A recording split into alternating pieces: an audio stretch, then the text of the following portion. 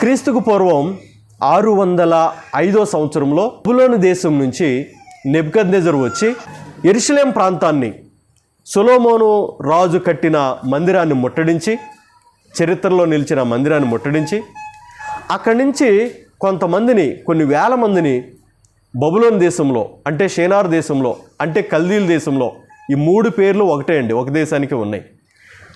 ఆ దేశంలో ఉండుటకు వారిని తీసుకుని వెళ్ళారు. యూదులు బబులోను చెరలోకి వెళ్ళారు.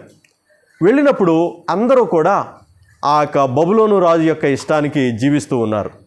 వీళ్ళు కూడా ఆ ప్రభుత్వానికి, ఆ గవర్నమెంట్కి లోబడి వారిచ్చిన జీవోల ప్రకారం వీళ్ళు బ్రతుకుతున్నారు.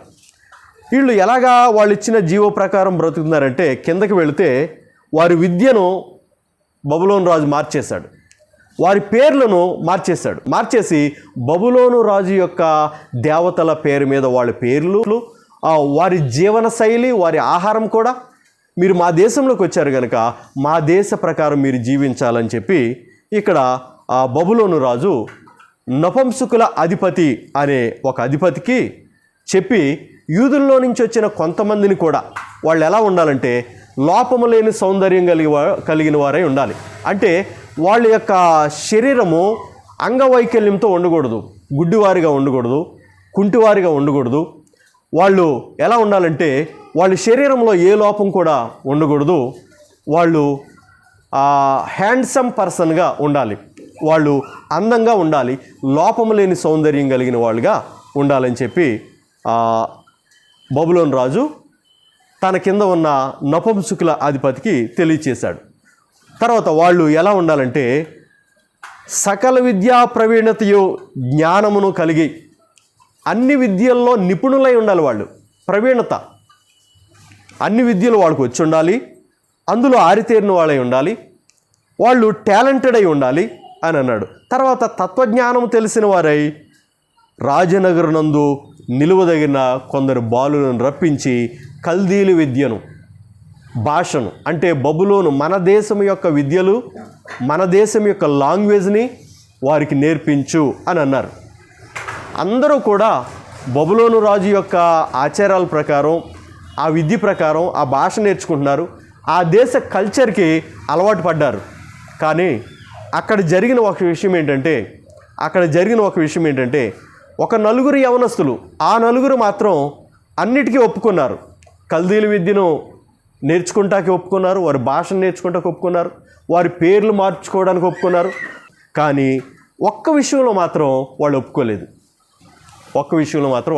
ఏమిటంటే అన్నీ ఓకే, రాజుగారు చెప్పిన అన్నీ కూడా మేము నెరవేరుస్తాం, కానీ ఒకే ఒక విషయం ఏంటంటే రాజు భుజించే భోజనం మాత్రం మేము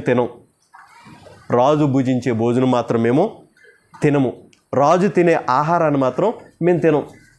ఇది ఎక్కడ కోరికండి, ఇది ఎక్కడ ఆలోచనండి? ఏమంటే మంచి క్వాలిటీ ఫుడ్ ఇస్తామంటే, ప్రతిరోజు మాంసం ఇస్తామంటే, రాజు భుజించిన తర్వాత మిగిలిన ఫ్రూట్స్ కానీ మాంసం కానీ క్వాలిటీ ఫుడ్ తినటానికి ఎందుకు ఒప్పుకోరు? ఇది ఎక్కడ బాధాకరమైన విషయం అండి. ఇంకా రాజ్యంలో కొంతమంది ఉన్న సభ్యుల్ని, పౌరుల్ని, వాళ్ళని తీసుకొచ్చి ఆ రాజు దగ్గర పెడితే వాటికి ఒప్పుకుంటారు, వాటికి అంగీకరిస్తారండి. కానీ వీళ్ళు ఏమంటున్నారంటే రాజు భుజించే భోజనం మాకొద్దు, క్వాలిటీ ఫుడ్డే, హెల్తీ ఫుడ్డే. ఆ ఫుడ్ తింటే మా ముఖాలు ప్రకాశిస్తాయి, శారీరకంగా పుష్టిగా ఉంటాం, మేము అనారోగ్యం లేకుండా ఉంటాం కానీ అయితే ఆ ఆహారం మాకు వద్దు అని చెప్పి మాట్లాడుతున్నారు.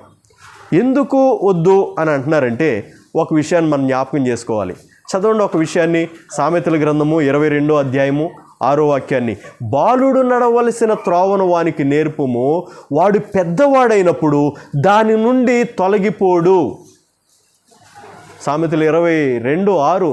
బాలుడు నడవలసిన త్రోవను వానికి నేర్పుము, వాడు పెద్దవాడైనప్పుడు దాని నుండి తొలగిపోడు. యెరూషలేములో ఉంటుండగా, యూదా రాజ్యంలో ఉంటుండగా షద్రకు, మెషకు, అబేద్నెగో వారి యొక్క తల్లిదండ్రులు వాళ్ళకి ఏమి నేర్పారంటే దైవ మార్గాలు నేర్పారు. మనల్ని పుట్టించిన సృష్టికర్త ఈయన, మనల్ని పుట్టించింది ఈయన, మనల్ని రూపించింది ఈయన ఏం చేస్తున్నాడంటే తినువానికి ఆహారము, కట్టుకునేవానికి వస్త్రము, ఆరోగ్యము సమస్తమును దయచేశాడు ఆయన దానియేలు అని చెప్పి వాళ్ళని ఏం చేశారంటే, ప్రియమైన వాళ్ళారా, చిన్నప్పుడు అన్ని విషయాలు నేర్పితే వీళ్ళు పెద్దవారయ్యారు. ఇక్కడికి వచ్చిన తర్వాత, బబులోను రాజ్యానికి వచ్చిన తర్వాత తల్లిదండ్రుల దగ్గర లేరు. బంధువులు ఉన్నా, వారి చుట్టుపక్కల వారు ఇరుగు పొరుగు వాళ్ళు ఉన్నా వాళ్ళని వేరే డ్యూటీలో వేశారేమో.